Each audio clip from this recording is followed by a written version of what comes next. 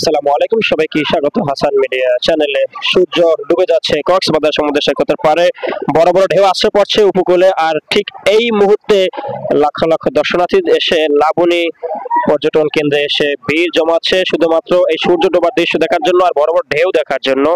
আসলে খুবই সুন্দর মনমুগ্ধকর পরিবেশ। কক্সবাজারে শুধুমাত্র একটা কারণে আসে যে এখানের পরিবেশটা এতই সুন্দর এবং এতটাই ভালো লাগার বিষয় যেটা আসলে বলার মতো নয়। যেমন ঢেউগুলো পড়ছে, ঢেউগুলো হু করতে আসলে অনেকে গোসল করতে নেমেছেন এবং অনেকে এখানে ছবি তুলছেন এবং কেউ স্পিড বোটে করে ঘুরছেন এবং কেউ স্কুটার যে গাড়িগুলো আছে সেগুলোর মাধ্যমে ঘুরছেন। বিভিন্ন মাধ্যমে তারা আসলে চেষ্টা করছেন তাদের আনন্দ উপভোগটাকে আসলে যাতে একেবারে স্মৃতি পাতায় রেখে দেওয়ার জন্য তারা বিভিন্ন মাধ্যমে তুলে রাখছেন।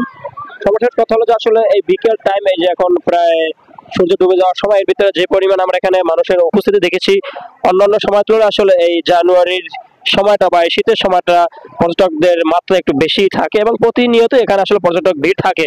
তার ভিতরে অন্যতম হচ্ছে এই কোনো সাপ্তাহিক ছুটির দিন কিংবা সরকারি কোনো ছুটির সময় আসলে মানুষের মাত্রা একটু বেশি বৃদ্ধি পায়।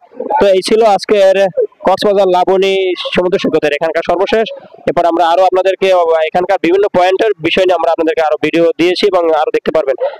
ধন্যবাদ, ভালো থাকবেন, সবাই সুস্থ থাকবেন, আল্লাহ হাফেজ।